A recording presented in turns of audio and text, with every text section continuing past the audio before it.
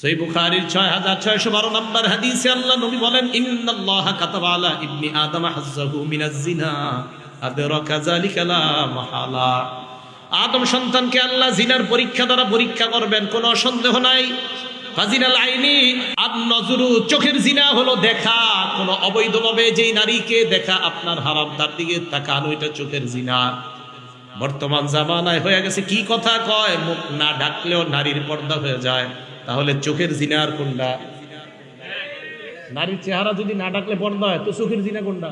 এরপর আপনি আপনার ছেলেকে বিয়ে করানোর জন্য একটা মেয়েকে দেখতে যান, মেয়ের বাড়িতে নাকি রাস্তায়? সবাই বলেন বাড়িতে না রাস্তায়?